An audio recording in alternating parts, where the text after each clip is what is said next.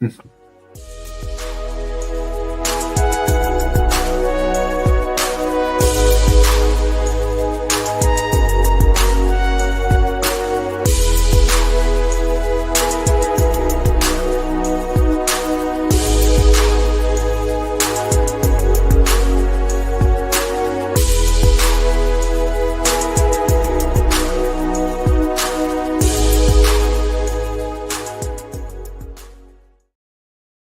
everyone, and welcome to the Psychic Kitchen. Today we have Dylan from InsiderOutside.com. How's everyone doing today, Mr. Jimmy? Mr. Dylan? Hi. Hey, brother. How you doing? Dylan, great to have you with us. Thanks for being here. Would you like to just introduce yourself? Tell us all about you, how you got here, and what you've been up to, all of that jazz. You betcha. So I am a intuitive life coach. I work holistically. I have the range of clairs. I offer, it's about 2 months, about 10 weeks or so. Coaching system. Currently it's 1-to-1, but I also do some online stuff. So in groups and whatever, I show up with some of these gentlemen that are in the room with me. I've built the InsiderOutside.com brand from the ground up. I've had some help along the way, but most of it has been my hands-on. Also built the Lightworker hub, which is a subdomain for that. The contractor, that's a contractor hub. So people like myself with intuitive gifts, that's what that's for. The Metaphysical magazine, the vision for that is a revival of what there was, something that there was in the past. It looked like the practitioners had a foothold at one time with the old version of the magazine. We don't own rights to the original. So that's one of our goals, is to connect with those people and that energy. We offer intuitive coaching. We're solution-based facility. So we anticipate people coming to us with their difficulties and blocks, whether they're in the area of business or relation. Everything's about relationships. It's all about energy. We very much see everything as one thing, but we see many, many iterations of the one thing. So we try to meet people where they are, but at the same time, we try to hold if we can, and people have the capacity, we know they do, hold a higher space and call them up. A challenged language, challenged behaviors, these types of things.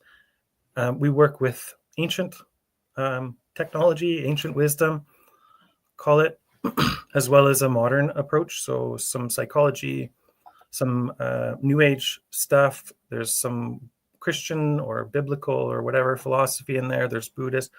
It's really a melting pot. It's the overall vision is an inclusive, nobody left behind. Not that there's such thing as being left behind. It's just we feel like the times are ripe for a harvest of people to come into their true callings in a really powerful way. And so by working with people where they're at and challenging language and behaviors and giving them frameworks and systems and energy treatments, like if it's necessary, we use metamirrors, we use all kinds of neurolinguistics programming and some psychic work to really bust through those barriers for people. But we use a Socratic approach, which I think is really different than a lot of practitioners.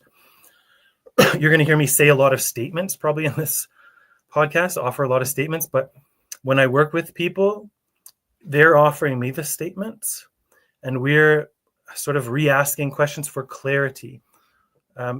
It's so easy. We find it so easy to like be in a set of ruts for people on a given program. When we exercise our gifts and ask those questions, rather than threaten them, it allows them to look internally for responses. So we're not necessarily, even though we are kind of programming you, we're doing so in sort of like a hands-off fashion where you get to organically bring out your own truth. So we'll ask questions that can be leading at times to clarify. Do you choose A or B? Do you choose the positive in this life with this event? Do you choose growth in this opportunity? Do you choose truth? These types of things. And we may not ask specifically always if it's truth. We try to frame it in the language of the people that we're with. So I could go into lots and lots of detail. So when you're working with people, like, how do you shift them out of the mindset? It's usually the mindset. Sure. Give an example. So, of course, with social media, a lot of people are just stuck in their houses. They refuse to leave. Like, they won't go hang out with people. and trying to get them to shift that narrative, because it's a whole different set of energy to actually get around other people. They seem to be so afraid post-pandemic. Like, Yeah. how do you get them to shift that mindset? So it's always going to be the same with everybody, but it's going to be relative to the person. So whatever they're offering me. So one of the things I'll say is, what is your go-to story as to why you're stuck, or as to why you are where you are? Or if they're not at the place of realizing that they're stuck, is what is your go-to story of why you're not where you want to be? Or, how is, let's say, for instance, someone says to me, I don't have enough time. And so a lot of times, like, I try to stay in the positives, but I'll dip into the negatives so that they can feel what's not working for them. So I'll ask questions like, is it fear that's in your way? Or how is your go-to story of why things are the way they are keeping you safe? How is that holding you back? So we kind of visit fear as we recognize fear as an energy that's potential. So for us, number one, so before we do anything, is understanding as a practitioner, we're putting ourselves out there. So we become vulnerable first. We go first. The practitioner goes first. We do that work first. If we haven't done that work, we can't actually hold space for them. So number one starts with us answering those questions for ourselves. And then, recognizing that there likely will be resistance. People do what works for them to the degree that it works, but then they're resistant with change. So we feel out for resistance, and then we choose not to be afraid of getting some egg on our face or getting poop flung at us or whatever, but we try to work with their phraseology. So I hear you saying, this is your block. You don't have enough time. In what way is that limiting you? And so we take them to the place of ownership. And once they've owned it over and over and over, like the light bulb comes on. There's an amount of muscle memory for people that get involved. So the first visit to that new truth for them as they answer that question is sort of like their first visit. It's like the first bicep curl or whatever. Then we ask a bunch of peripheral questions, maybe in a bunch of different ways, that helps them to feel like they're hearing us, they're safe. We're not here. We do offer disclaimers, like, we're not here to beat you up, even though the energy might feel like that when we come into that place. This is sensitive. People's sacred, like I said, people feel safe in what they're doing. So you told me about people not wanting to leave the house. So how is staying in the house serving you in the long run to reach your goals? It's protecting them. Like, they think their subconscious is like protecting them. For sure. I think that's the key thing. A lot of people are not looking at is that the subconscious rules 90% of what you think. It's pretty much locked in by like 7 to 15. But the thing is, like, over time, of course, that can be warped, of course, social media, everything. But at the same time, what I see is that a few little tweaks, just like with a program on a computer, everything starts to shift. Mm-hmm. Mm-hmm. So it's like you got to just start tweaking. Of course, like, if you didn't want to go outside, you went outside and hung out with people. The first time it's not going to probably be easy, but that's with anything. It's like, if you go to, like you said, you go to the gym, it's the first time isn't easy. Mm-hmm. You just keep repetition. Mm-hmm. So one of the things I would do is, whatever it is that's offered to me, anything somebody brings you is a gift. If you're in the same room with somebody, or you have a thought of somebody, that's a gift. You're being given something sacred.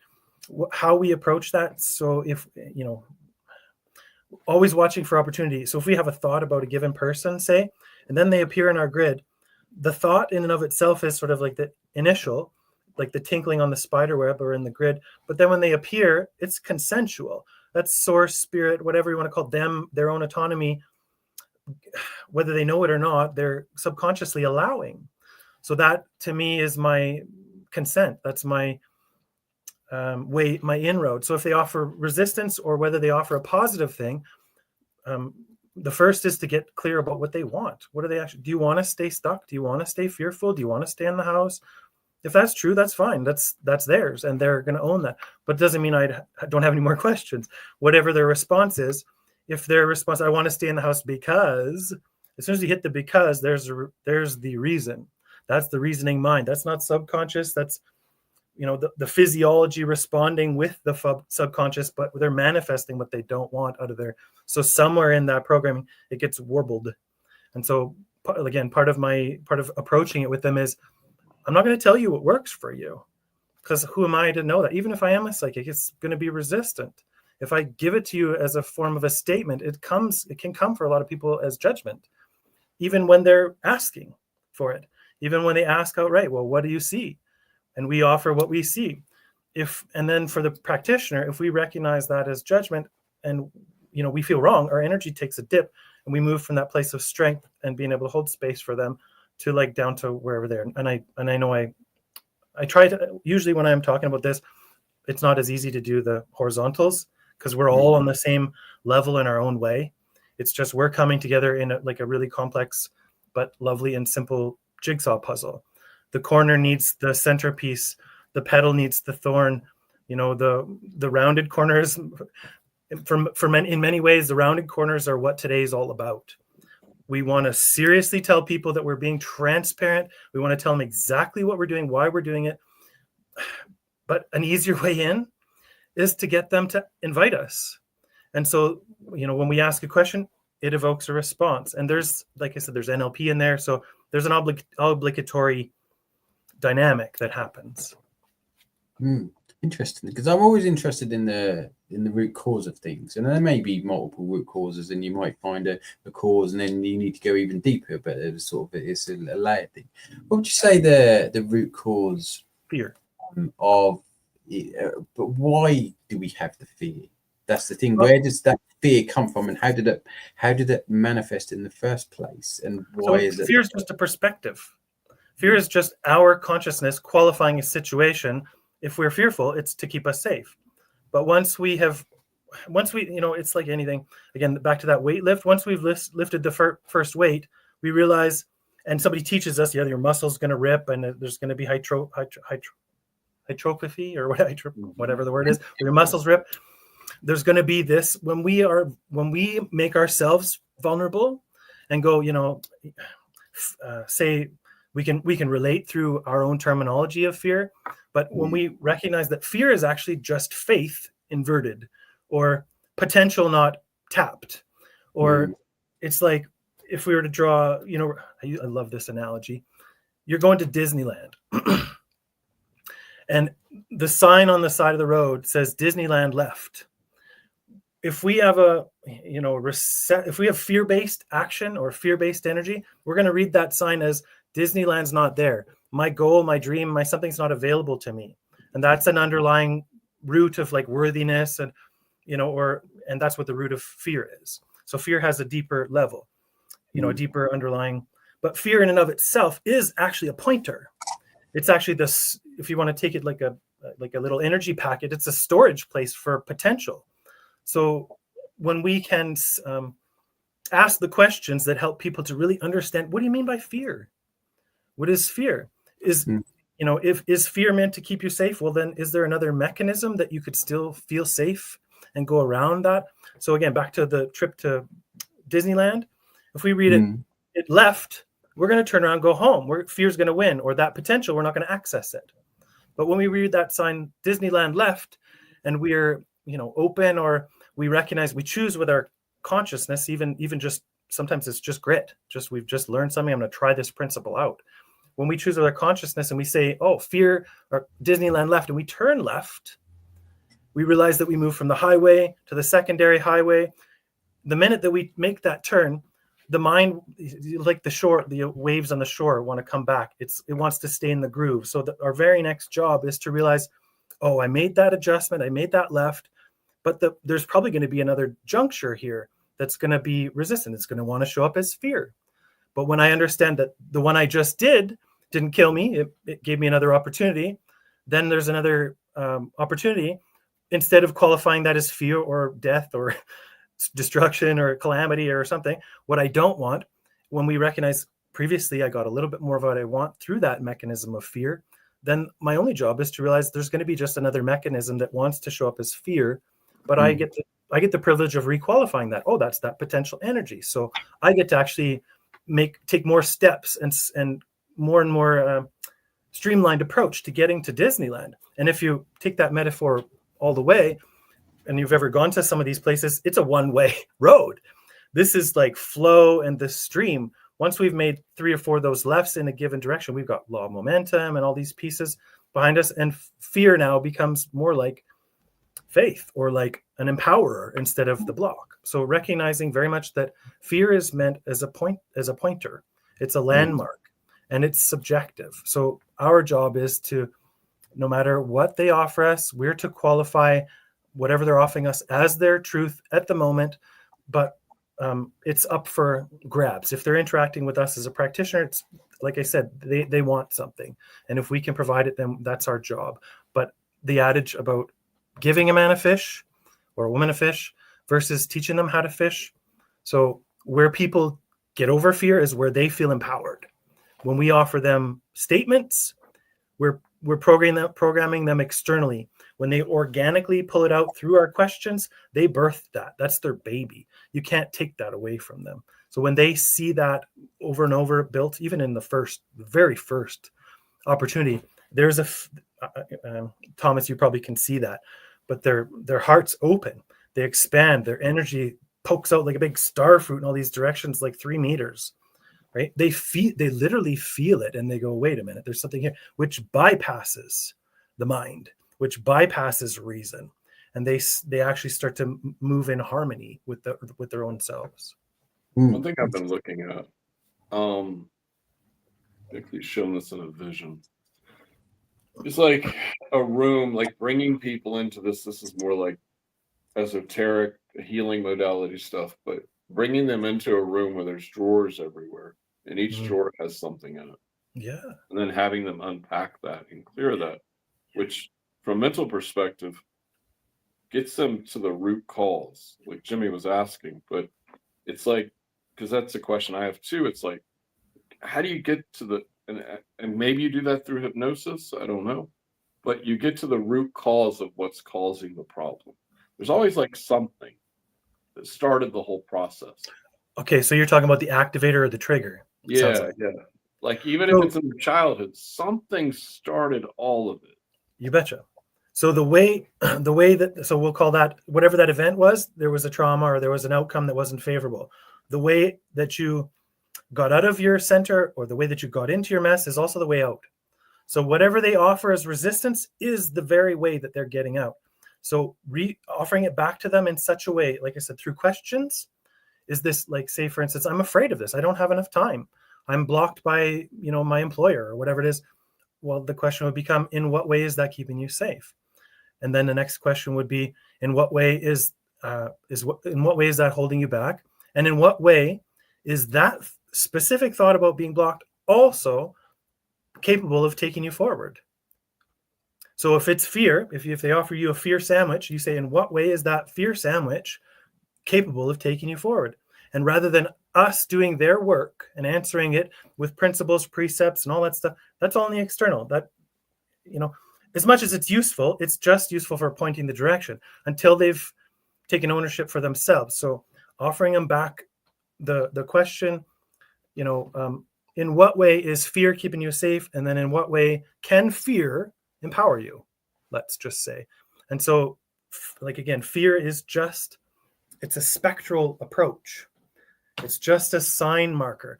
In society, the rhetoric programming is that fear is bad. But if you break the acronym down with some of the gurus or whatever, this is not my own, but fear acronym is face everything and rise. When we understand that everything that was once impossible became impossible as soon as someone decided that they weren't going to agree with it being impossible anymore. We got Roger Bannister, the 4-minute mile guy. Thank you, Tony Robbins, is drilling it into us and whatever. We've got so many, Einstein, Edison, all of these were just things that were, so with us as a practitioner, holding always the awareness that the problem is the solution. What they're offering me is, they're giving me literally verbatim the solution. My job is simply to not see it as a block or an obstacle, and to just give it back to them in pieces, or give it back to them in a way that they can requalify it for themselves. Yeah. So if if fear's purpose, or if we feel like we need to be kept safe, if we need to feel like we're safe, and that's achieved through fear, it is showing us that. Firstly, I guess, why do we need to feel safe? And secondly, that if fear makes us feel safe, we feel the fear in order to make us feel safe, then the goal is not to feel safe. Is that right? That's certainly one way of looking at it. Yeah. So when we become, so I would put it back to you. Let's consider you for an example. What is safe to you? Because again, this word is going to have a different meaning for everybody. So what is safe to you? That's the thing. I mean, safety is preserving your life, I suppose, and most being, rudimental for you, and not being challenged on anything, not having someone else determine your actions, I suppose. I guess those are the rudimentary things. I mean, they may differ for others, but I mean, those. So where does reward come from? Does it come from staying in the comfort zone, or does it come from moving into the unsafe zone, in a calculated fashion with a plan? Yeah, I think that's the thing. I mean, most people, myself included, we're happy in our comfort zones. Sometimes we may get the inclination or the feeling that we need to step out and do something wild or exciting, or what we can. I mean, those definitions can differ. But and then I find that I've seen in others, and obviously myself, that you just get to a point where you think, I don't want to do this, whatever I'm doing anymore, because it's not. You suddenly get the urge, don't you? You suddenly get the urge to branch off and do things, whatever, start a business or do something that you've never done before. And at that point, it's kind of that moment that encapsulates maybe how we'd like to feel most of the time. Have that excitement to do things, but obviously we get stuck sometimes. I've not yet met anyone who hasn't been stuck sometimes, but it's that thing. I suppose that's the thing, is that with safety. But yeah, that's kind of just my interpretation. Sure. So if you were, can you recognize that on the other side of safety could be reward? Well, without a doubt. So then, are you ready to make? And we're just taking you through a kind of how I would work here. Are you ready to receive that reward today, or to start receiving it? Yeah, I think I would hope most people's answer to that would be yes. But then there's the action to take in order to do that, isn't it? Sure. So then, what would be if you are ready to move on today? Then what would be the most easy, simplest, tiniest step that you could take that would be effortless, that would affirm to you that you're ready to move in that direction, that would manifest it here in the 3D? Don't know. And we haven't really got a goal that we're going towards, but maybe change your routine, because we a lot of us get stuck in a routine. I do sometimes, and we do things every day, even every week. It's the same things every day, and so it's a bit like you could. You hear the example of changing your route that you go to work, or something simple like that. Do something different, or brush your teeth with the other hand, or something like that to take you out of that routine like behavior. So and yeah, I guess something start simple. We keep talking about keeping it simple, just to get you into that that frame of mind of doing something that you don't normally do, and then you can sort of build it up. But yeah, 100%. I appreciate that feedback. How did you feel about that sort of process? We showed a couple of questions. I'm still asking you questions, obviously. How do you feel about that process of discovery, where there's a block, we own the block, then we look at other opportunities that could influence the block, and then the potential of influencing the block. So if we consider routine like a bubble, we live in a bubble. What happens to our routine the minute that we change, even go back to the pond and the ripples? The first pebble, what happens to that glass pond? It kind of shatters, I suppose, doesn't it? It goes through the whole pond. And if we interpret it as shattering, just to jump in on the language here, I know I'm kind of running things, but if we can interpret it as shattering, my job as a practitioner is to acknowledge that wording, be actively listening, and challenge. What does shattering mean to you? Is that a good thing or a bad thing in this context? If it's going to move you towards your goal, is that a good thing or a bad thing? I think it's a good thing. It's kind of like fire, I suppose. It kind of it exposes things and burns things, that allows things to start afresh and to maybe not necessarily grow a new bubble or anything like that, because but I suppose we all need a bit of comfort now and again, I guess. But at the same time, shattering could be seen as that as sort of the explosion, and for something new to emerge.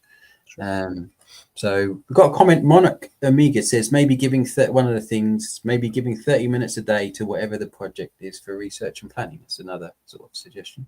So this person's This person's chiming in a specific direction. So when you listen to the language, they're like, I can tell already, and probably Thomas's might even be in their back closet. But they have a goal. They have a direction. I can read in their language, because that was their suggestion. This is an aspiration. So that's huge potential for them, and that's potential energy. I would, encourage them to interact, or encourage anybody to interact with that person at that level and ask more questions, because more questions bring clarity. It's like the perspective from an infinite number of angles on our situation. It's a vulnerable process, but that vulnerable process also has a hidden gem, a hidden reward for the refinement. Yeah, no, that's cool. It's nice to get an insight to the sort of the process that you take people through when you speak to them, and to sort of really get them to think, because that's what it is. Sometimes we just need the prompts to be able to think about things, because we don't necessarily either know what questions to ask or are willing to go there. Tom, before we started this, Thomas mentioned ChatGPT. Anybody who's watching, or any of us that knows ChatGPT, there's a little window and it says, give me a prompt, give me a, if we're ChatGPT, if we're the blank slate, until we've decided on a direction or a prompt or whatever, there's just tons of potential, infinite potential sitting there, like an open circuit. But the minute that we decide, it doesn't matter the direction at the moment, so long as there's a movement, there's then a potential, like the rudder on a big ship.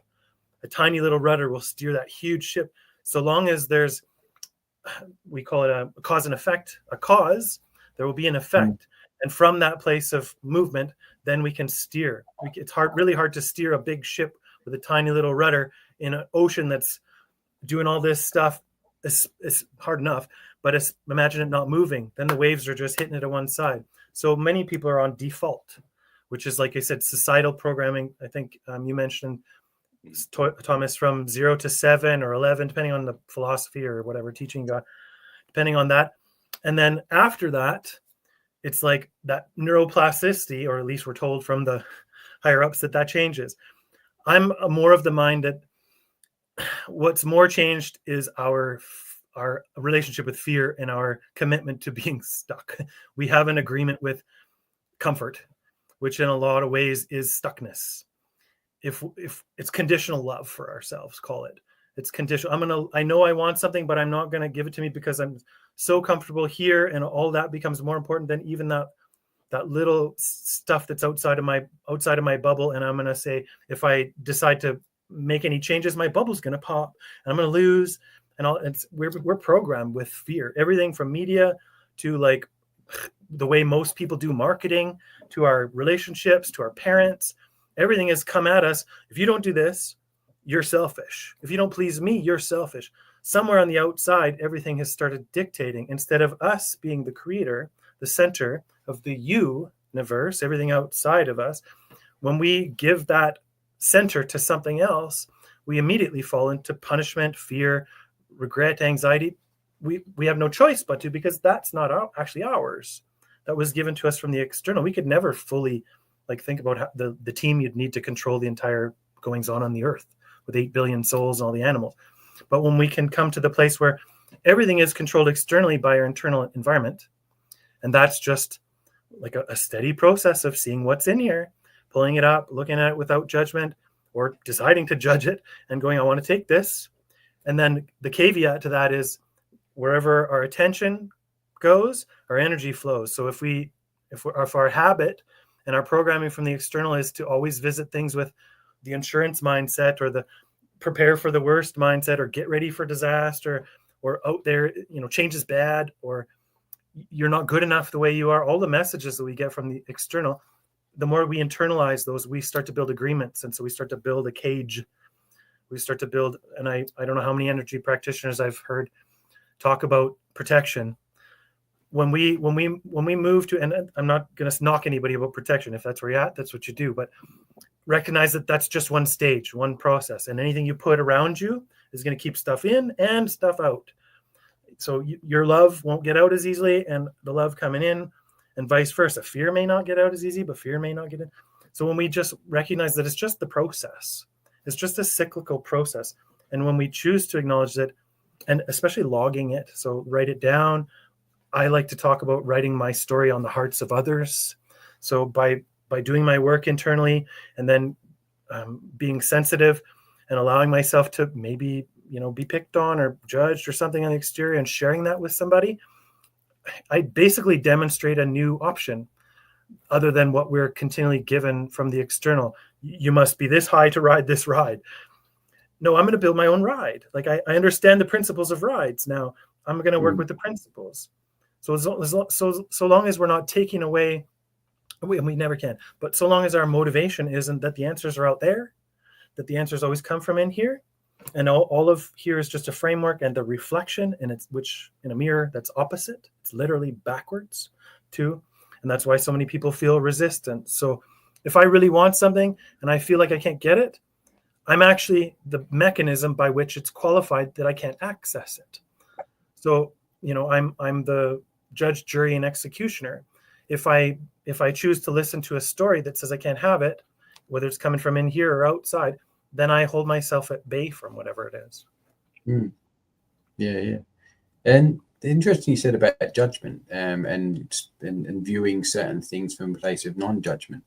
But I feel like we have to judge. It's how we make decisions. It's how we, decide what's best for us and everything like that. And I get the non-judgment thing, and I think there's an element of that we have to incorporate as well. But how do you view judgment, insofar as in what sort of sense do we practice non-judgment, and what sense do we practice judgment? So I'm gonna throw the word judgment out there, and we'll just write it in the sky. So there's the word judgment, but judgment could be criticism, judgment could be love, judgment could be light. It doesn't matter what the word is. Everything is the same thing. It's all potential. It's what I decide. So in terms of how do I process judgment, or how do I use it in my everyday life, recognize that, and just for argument's sake, we're in 3D. Let's call that length, width, and height. And height, let's call that divine. We're in charge of length and width, and we have access to divine. Judgment is both positive and negative. Like everything in this life, it has both spectrums in it.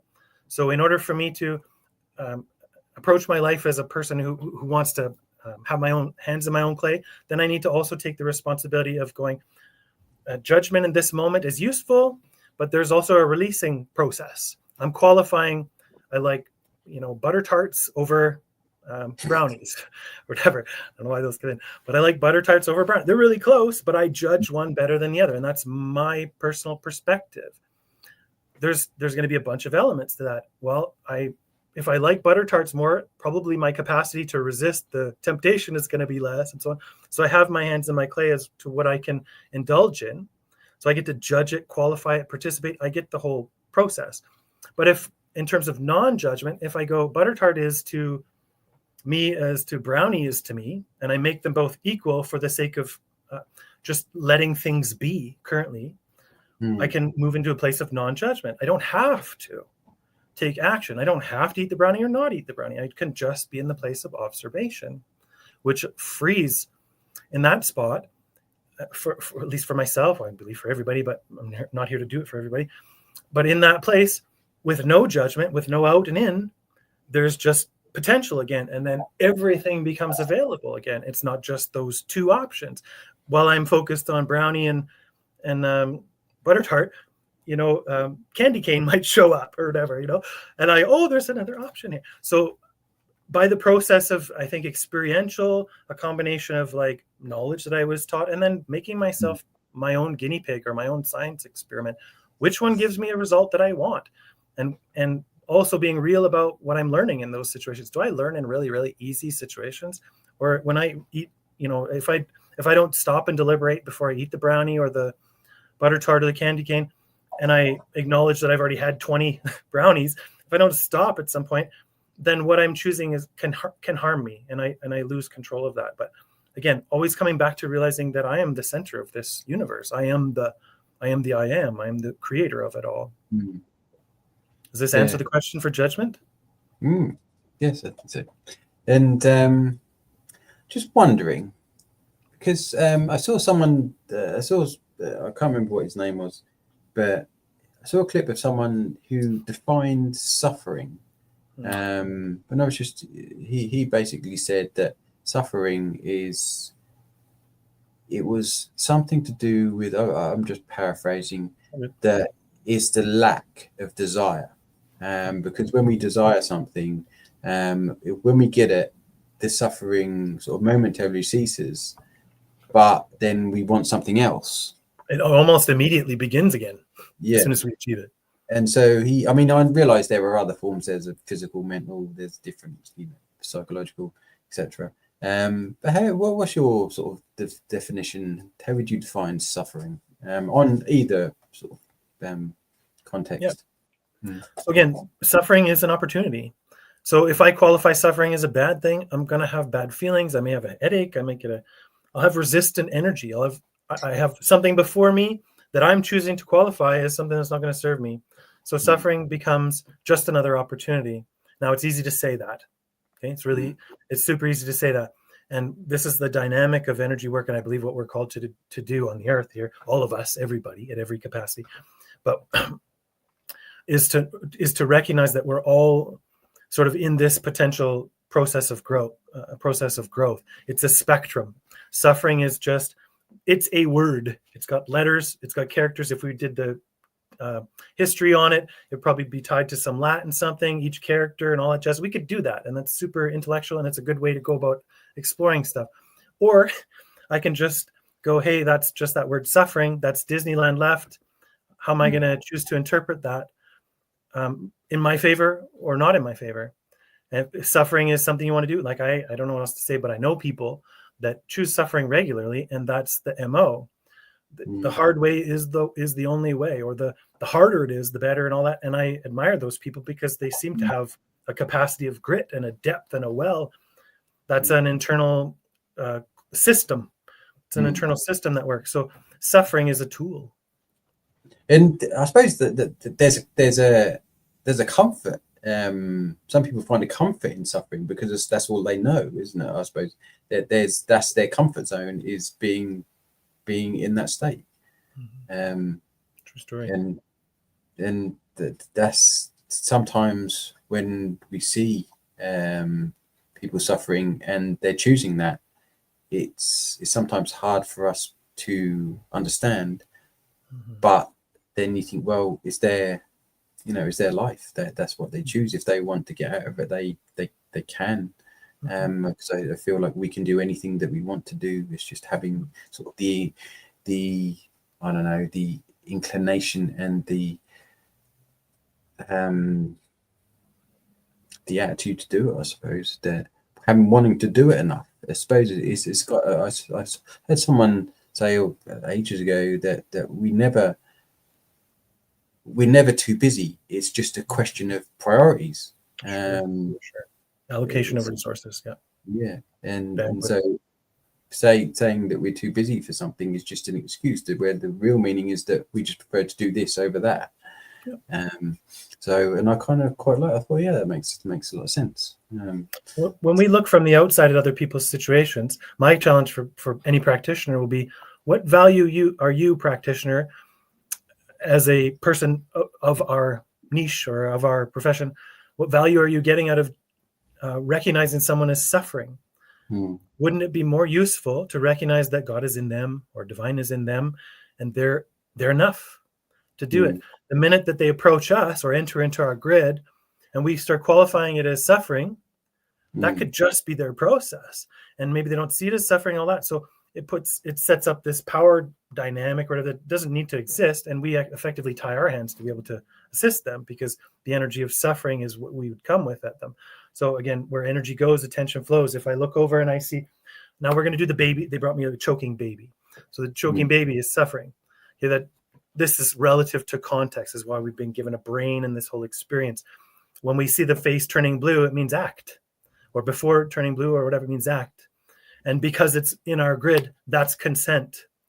And so for us as a practitioner, our only job is to get over our fear and our bullshit that the parent would get mad at us for helping, or, you know, the potential that we could get nowadays, lots of pedophilia shit. There's so much stuff about kids and all this stuff, jazz out there. And like the waters are so muddy in the family arena and our responsibility arena. And people are so afraid of the backlash, and we're so ready to call everybody a troll that comes against us. But when we understand that no matter what we do, from the place of us, we're energized by divine. If I don't get up in the morning, something else did that. You know, I don't wake me in the morning, or the I am wakes me, and my iteration of the I am shows up or energizes. When I don't recognize that in that child is God, you know, and I acknowledge that my weakness is needing to save, be a hero in that scenario and save the choking baby, and understand that that's going to flare up the ego probably. And when we are not aware of all of those aspects, you know, fear can dominate. But when we start to break it down and we realize the butter tart is made from butter and sugar, a little bit of salt, some, you know, the bacon, I don't know, just baking soda, all that stuff. When we realize there's just composites, then whatever the suffering is, whatever the fear is, it gets smaller, more manageable, more aggregatory. And we break it into, this is why I love metaphysics. Metaphysics is the first order of everything. And I know that's also just somebody's philosophy and labeling system, but I haven't seen it fail yet. So. Yeah. And Go ahead. now you go, brother. Sorry.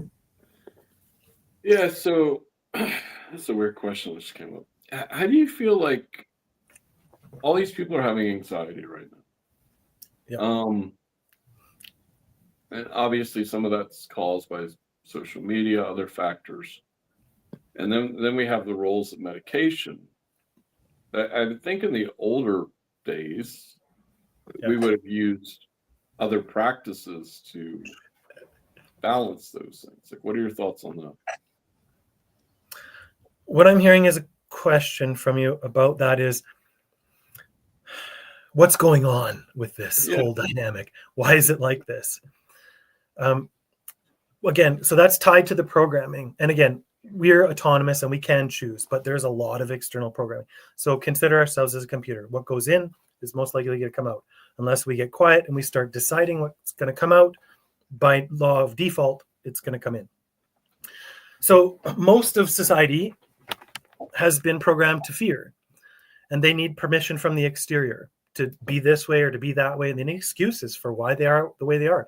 All of these, and I'm probably going to get, no, I'm not going to put in there. Thank you for everybody understanding what I'm saying. It's a cop-out. Illness, disease is a cop-out. It's the result of us not doing our inner work. Dis-ease. All disease, doesn't matter what it is. Blindness, you're cold, a hangnail, internal bleeding, a car crash, a dying relative, all of those things are beautiful potential with the right mindset. Now I'm not telling everybody to go out and do these things. I'm saying that's how we accept them. We qualify them that way. When we've been programmed and told and accepted the programming and been raised in it, culturally, the West is dying. The culture of the West is dying because it's not sustainable. The model of I can heal you does not work. It's not sustainable. Why is that? Because it's at the time that you need me most and we come together, I'm going to need me most. That's how energy works. That's how law of attraction works, right? So in our society, we've been bred to be dependent on somebody else's opinion. Some external factor can make me well. We've yet to have a pill that has no side effects. Or, when the only non-side effect or negative side effect offering mechanism is revelation. I can change my diet. I'm empowered. I can change my drinking habits. I can change my water intake. I can change my friend group. I can change my belief system. I can change my clothes. I can change my job. I have power, is where that goes back to. And whereas the mindset in the world is that I don't have power. And why are we told? How do we know that? Well, because the science community is telling us that. Astrophysics is telling us that. So many voices that we are choosing to listen to. It's a choice always. So many voices that we're choosing to is giving us permission to cop out, to not do it, to do our part. What I find interesting is that it's like now we have, of course, we're older, but with the younger generation, it's like I'm neurodivergent, I'm ADHD, I'm OCD. And yeah, I mean, I have OCD. So I was diagnosed at 12. But at the same point, it becomes a cop out. Sure it is. Crutch. Yeah, it becomes this is the reason, like I can talk about this on Facebook, I can't on TikTok, but it's like there's all these girls in their 20s now and 30s that are so influenced by OnlyFans, for instance. I love OnlyFans. And it's like I think it's become awesome. this normal thing for these women. Yeah. I'm like, this is going to ruin society on Is some it? level, or mess it up or something. Is I mean, it could, it couldn't. I mean, either or. Which But- camp are you going to go to, Thomas? This is my question for you. I know I'm cutting you off, but which camp do you choose today? What do you mean? Is it going to ruin society, or is it part of the natural order of things? I don't think it's part of the natural order. I think it's actually getting people to, I don't know. On one level, I feel like people need to procreate because our birth rates are extremely low. So I think it will lead to that. But for me as an energy practitioner, it leads to what energy do you start allowing other people to connect in with? Mm-hmm. Like Yep. even that person on the other side of the screen, and it was kind of going a different direction. But okay. how many It's good for lots of men. are you going to connect in with? Yep. And just Yep. because it's easy, it makes money, doesn't mean you do it. Mm-hmm. You know? But doesn't it have more to do with what we're attracted to and why we're attracted to it? So Yeah. OnlyFans in and of itself can be taken any way it wants to be taken, depending on how you approach it. And also the people who are broadcasting can broadcast whatsoever they want to broadcast, which is one of the beautiful things about the platform is it's unconventional in lots of ways and sort of a middle finger to the way things have been. We're going to do it our way. I hear that. But does that mean that I'm going to agree with every way that whatever comes to me at the screen? And if I'm witnessing it, am I not being dishonest with myself as to why I'm there witnessing it in the first place? Or if like attracts like, whatever I'm seeing, I have that. So if I judge that externally as bad, I'm judging something that I was drawn to, I'm part of, as bad. So if I qualify it that way, it's going to be that way. As a man thinketh, or as a person thinketh, there I am. Right. So in terms of the societal impact, if you're asking my opinion, and it's only going to be my opinion, take it for what you want, leave it. If you don't, the impact is overall going to be exactly as it's meant to be for every one of these humans. And the fact that it's being permitted says that source is here. It's not like source is not aware of it. What can be concerning for people is how we perceive what's being done. If we go, that person doesn't have any skills, they're just going to be shaking their vagina lips or whatever the deal is. Right? If we judge it that way, we also agree. And wherever to agree is touching one thing, we magnify it and make it true. So if we actually hold them in that place of they're not going to prosper. So with understanding comes responsibility.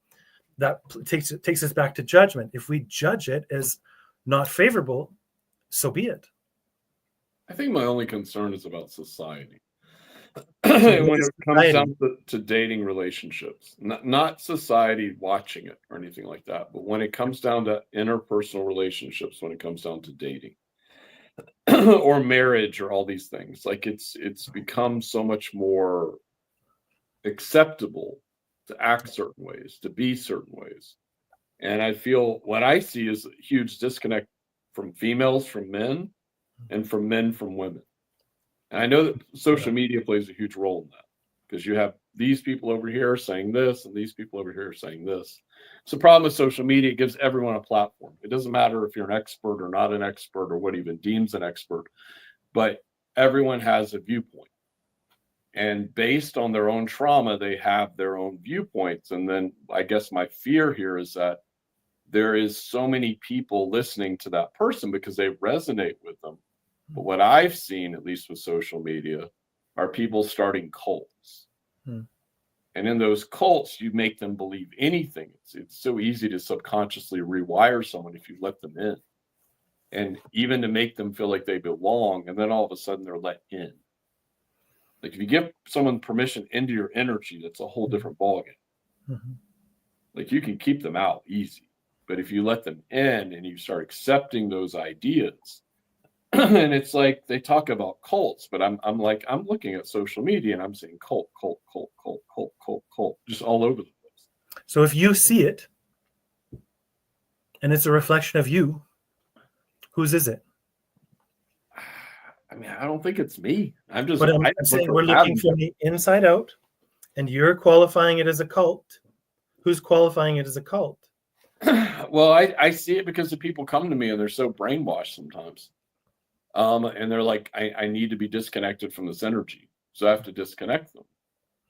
And the problem becomes certain people. It's really like a couple of people. I don't want to say their names. But what I find so interesting is some of them will actually go back. I mean, the rate is very low. But it's like that's their only form of community. I hear you. Yeah. So it sounds like from me, what I'm hearing from you. And so here's what I'll ask. Do you want me to answer that for you, or do you want me to answer that in general? Because I heard you say a fear in general. Okay. So in general, again, fear is going to be fear. It's a potential, and it's how we qualify it. So in terms of society, I would ask, what is society? What is society? Right? What is, right? And what, because we judge something and see it with a given quality, for us, that determines that experience for us. What gives us authority to determine experience for other people or to qualify it for others? Okay. Yeah. I mean, it's a hard thing because on one stretch, even if I went in a spiritual direction, which I don't really have a problem with darker things, but I see a lot of people tapping into really dark stuff, and I see them getting really messed up. Because from my perspective, and this is my own judgment, I had many mentors. I had many really good teachers when I started doing this. Like I ran the gambit of finding like experts or masters at their craft. And what I see now a lot of times is people just kind of going willy-nilly with energy and tapping into some really dark spaces that I wouldn't even touch, or I would get in a fight with sometimes. That makes more sense. And like, what is that doing to them karmically? And it's just not even my judgment of it, but I'm looking at it. I'm like, what will that do to them karmically? And I know that's part of the human experience, it's part of perception. But from my belief system, like even we have a mission every time we incarnate, or whatever we chose for that lifetime. There's something we're supposed to do. And sometimes you may spend 10 incarnations trying to do that one thing. Like you may be getting a little bit farther on each incarnation, or you might do it in one, my guides are saying. But what I'm getting at is like, even with I know I'm jumping around, but even with the world as a whole, it's like there's so much chaos right now. Whether you see that as good or bad, whatever. But at the same time, it starts shaping people. And I don't think they realize they're being shaped. If that makes sense. Like, even when it comes to politics, I just watch these people argue with each other. Like it's hilarious. I know politics is a wild one. Yeah. Cool. I like it. It's a good learning ground.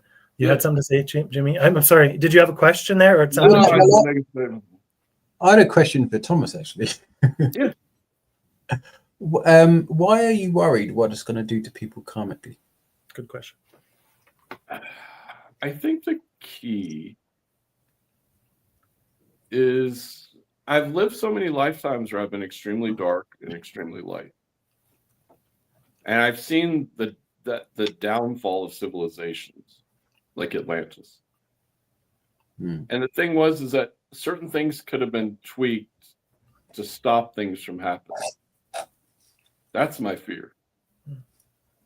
So I'm seeing like a repeat of something.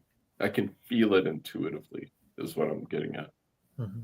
Like something's about to occur. Maybe not a downfall, but like I'm hearing a downtick in civilization. That's my fear.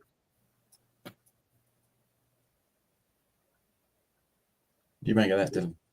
Do For what? me, what do I make of that? What value are you getting from holding on to that fear? I feel like it needs to be changed. Okay, and holding the belief that it needs to be changed. Is No, that I mean, I feel like that's what the world needs. It needs people to stand in their power. And I don't have the full answer to that question. But to really start to like get people to stand in their power, therefore they're not affected by the energies of the system. That's being like pushed into their brains from social media or news or any of these things. Because I just feel like everyone's giving away their power to everything else. So the question becomes for me, and I would use it the same as I would in a session for you. In what way is that belief going to serve you in the long run if your goal is to help people?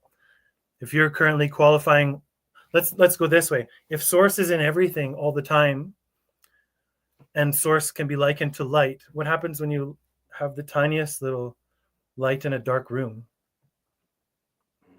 Does it change that darkness at all? Yeah. I mean, it's So- enough for people to see it. So can you acknowledge that there's still light in those people? Of course. Yeah, of course Okay. there's still light. Yeah. So then can you acknowledge then if that is an iteration of source going through that process, who are we to judge it unfavorably? And so we can, but then it would go back to the person questioning it.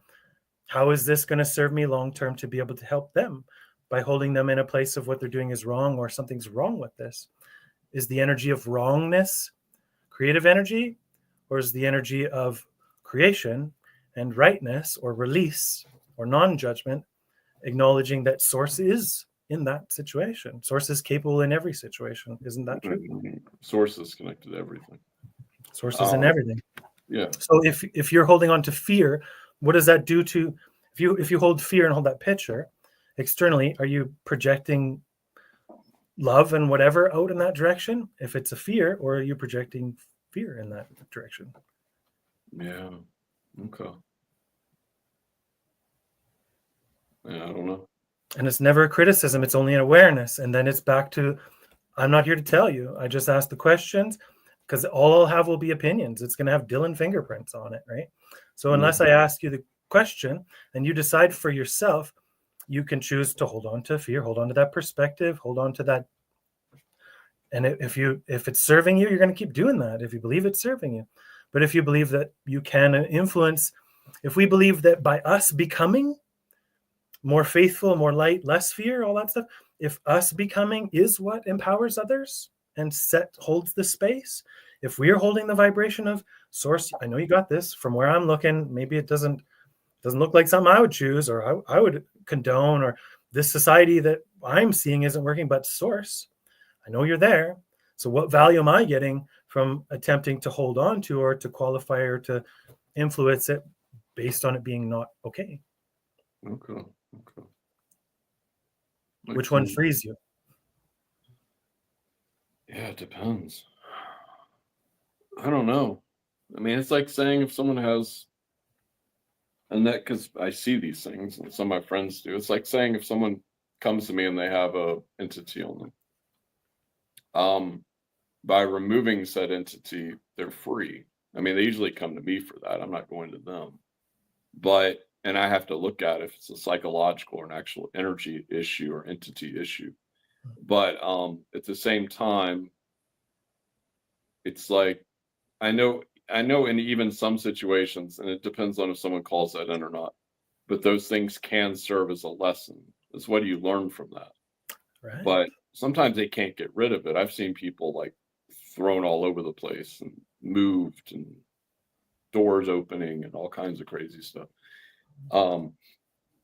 But yeah, I don't know.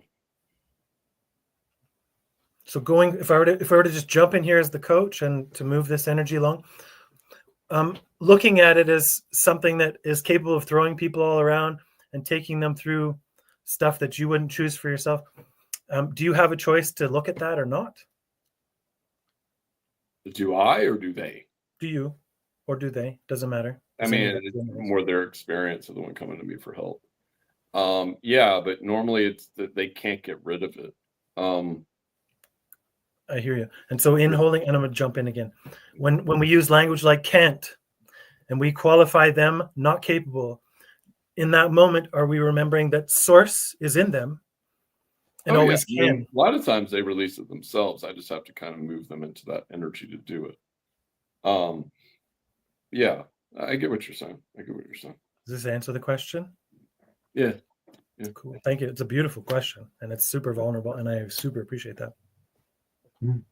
Interesting. Thank you. Yeah, you're welcome. Yeah, I guess if we have the mindset per se that everyone is capable of doing anything, the potential of doing anything, and that everything happens is okay. And because I see that there's a lot of causes, and people get upset that we're not focusing on one thing that they're passionate about, but our attention is sort of over here because we feel like we need to do this. We and whether that's a reflection of me or what have you, but I feel I'm of the sort of the opinion, because that's all it is, that everyone does what they need to do. And we don't necessarily all have to do the same thing, although we are in some respects, because we're all trying to, Sure, we're connected. Yep. Yeah. But it's okay for people to have different passions and different things, and yeah, ultimately everyone is working for the goodness, shall we say, of themselves and for everyone else. And it's kind of since I sort of harnessed or sort of took that mindset, I found a lot more peace, and able to look at other people and think, well, they're just doing that. That's fine. I don't need to necessarily interfere. Sometimes we do feel like we want to sort of help them out, but that's because we're drawn to do it. Sure. And is there anything wrong with that? If we have, because they're in our grid, that's permission.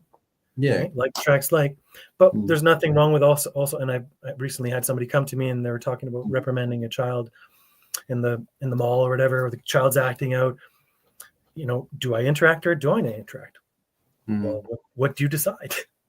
Yeah. Because sometimes we'll see something happening, and it could be the same situation, but one time we could feel like, well, I do need to do so. I do feel like I want to do something. And then another time we think, no, they're all right. They've got this or whatever, even if it's, their dog acting funny or what have you. Sometimes we feel like we need to do something and try and help to calm it down. And other times the owner is sort of struggling, but they're doing it. They need to sort of, they need to do something. Sure.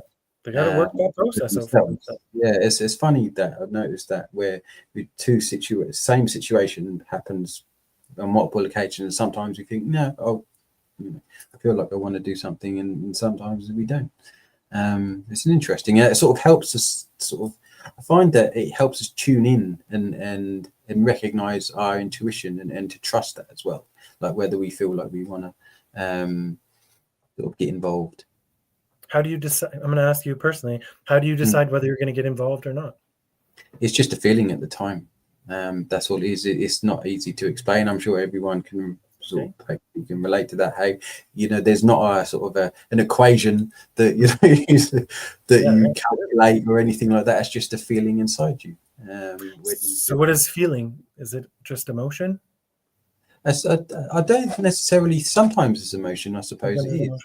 But I find that emotions are not always as reliable, and sometimes we'll do something from an emotional thing, and then later on when we've calmed down and we can think about it, we think, oh, I probably shouldn't have done that. But then again, we were supposed to do that, so it's kind of you could sort of keep going with that one, couldn't you? You could say, well, emotions sometimes make us do something that we regret, but then again, ultimately later on down the line, we find that we don't regret it because that was exactly what we're supposed to do. So, it's kind of a funny one. It reminds me of. I was thinking. I will let that. I was going to go to the professional arena, but maybe it'll come back around again. But we're just coming up to. Well, we've just gone over the hour. But it's been And have you got any more questions for Dylan? No, I'm good. Yeah. So it's been an absolute pleasure, Dylan. Thank you so much. Yeah, me too. Thanks, guys. It's been cool. Yeah, it's been a great chat. Do you want to just before we go, do you want to just remind us where we can find you and what you've kind of got coming up, if anything? You betcha. So one of the things that's in the works is, I can't call it life book, but it's similar to a life book. It's a 365 holistic journal that I'm putting together. It's a self-mastery tool. So again, it's going to be for those that are in the spot that resonate with it. Maybe not everybody will resonate with it, but it's still being built. So it's something that's going to come this year. You can find us at insideroutside.com. Some of our available resources there, not everything's there. So I'll be straight up with you. I'm open to help with the website, guys. So I'll say this publicly. In terms of managing the tech, 100% I'm open for help with that. So you can find access there. If you're interested in working with us as a practitioner, say, and onboarding some of our culture and some of the teaching and stuff, you can go through the work with us page, insideroutside.com/work with us. There's an opportunity as professional people, like you said, so either a practitioner in energy, there's opportunity for both capacities. If you're dual, if you're someone who's conventionally or professionally trained in a discipline that has to do with tech or support or something like that, you can get involved through that work form. Don't be put off that it says contractors and energy workers and psychics and stuff. Use the same form. But if you want to go around that, you can just email at us at hr@insideroutside.com. That's hr@insideroutside.com. In terms of what we got in the works right now is myself. I offer 10 weeks of empowerment results coaching. It's a linear system. It's to take you through the hero's journey, all the way from problem to solution to sustaining, and then maintenance and all that jazz. We go through 5 weeks, and then we have about a month break, and then we take a 6th week, and we go through another follow-up for the integration period. Typically about a month is a good time for people to start feeling whether stuff works or where they get blocked. And then in addition to that, after that time frame, I don't want to see them for a while. I don't anticipate in seeing people for a while. They're going to get enough tools and resources. So you get a workbook for every session with a ton of exercises, a ton of resources. Not all of them are our curated resources. We do access some YouTube stuff and whatever that's in existence. So we are tying ourselves to other teachers, but in no way does that mean that we condone everything that they do or they condone us. So it's our own offering. The magazine itself is at insideroutside.com. We publish all kinds of content that's right up this alley. I haven't been using Hrefs to come up with keywords or whatever. It's stuff that's come out of my heart. So I anticipate that other people are going to resonate with some of that stuff. So you can read about everything, how to resolve issues with your partner, how to leave somebody and leave no trace if you find you're in a dangerous situation, how to activate your energy work. It covers the spectrum of metaphysical work. So that's a free offering. There is a membership, but most of that will just go to support us. It's, I think, a couple of dollars or whatever. And aside from that, like I said, it's the one-on-one coaching. And so I do come on TikTok, Facebook, LinkedIn. I have a significant following on LinkedIn. I do a lot of professional development, do a lot of coaching through interviews, through challenging situations at work. There's really not anything that people aren't bringing. And so, but it's going to look a lot like this. This kind of a forum. We're going to meet in a Zoom forum or Meet or something. And we're going to talk, and we're going to build a little bit of rapport.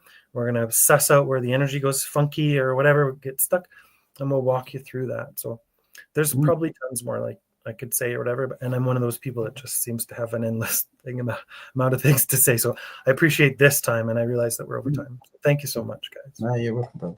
Yeah, you're sort of giving us a little sort of a sneaky peek of what, like, with the interaction that we had for 5 to 10 minutes, and then in the end with Thomas, is sort of an idea of what it was going to be, what it would be like. So yeah, no, that was interesting. Thank you.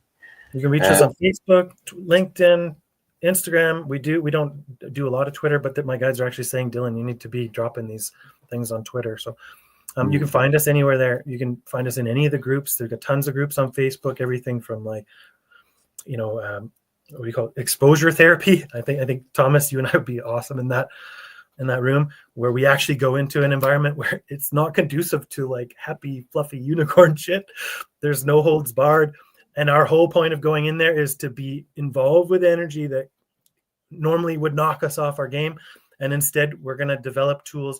It's like a tap out kind of a scenario. We're going to involve ourselves with tools and techniques to, no matter what comes against us, we're going to rise up. We're going to take that as a positive for us, and we're going to learn how to transmute. There's tons of those groups. So reach out at any way there. LinkedIn's I'm super active. So your best bet's probably LinkedIn, or to catch Thomas, hopefully yourself, Jimmy, now that I'm a little bit more connected to you, on TikTok. ThomasSawyer.com has a website. Thomas Sawyer is his website is thomassawyer.com. He's on TikTok every day teaching super powerful karmic related removal of burdens, breaking curses, activations, all that kind of stuff.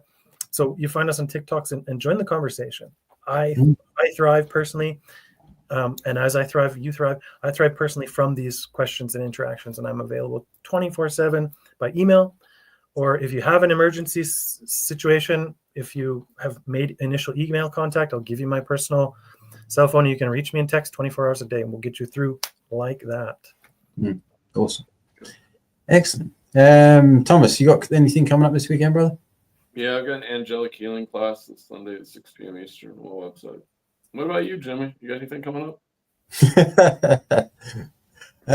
Well, yes, funnily enough, that you ask. Michelle Klassen, who's the wonderful organizer of the Psychic Kingdom podcast, she is holding it's called an event. It's an energy flow, a collective healing experience. 40 plus healers, one purpose, bringing energy, intention, and love to everyone. It's not till Sunday, March the 23rd, but I'll just let everyone know, Cool. just so they can put it in their diaries or whatever.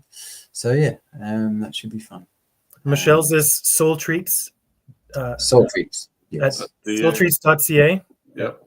That's her handle, and she's on TikTok as well. And I believe it's still Soul Treats on TikTok, and she's super active.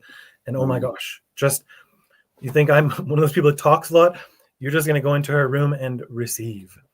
She's just a really safe, easy place to receive energy. She does wonderful guided meditations and stuff on TikTok. Yeah, she's got some powerful stuff. I love it. Yeah, cool. Right, I think that that's it. Thank you ever so much again, Thank Thomas. you. I appreciate it. Thank you everyone for pleasure. Thank you everyone for listening, watching, and we'll see you all next time. Take care. Thank you so much. Take care, everybody. Bye bye.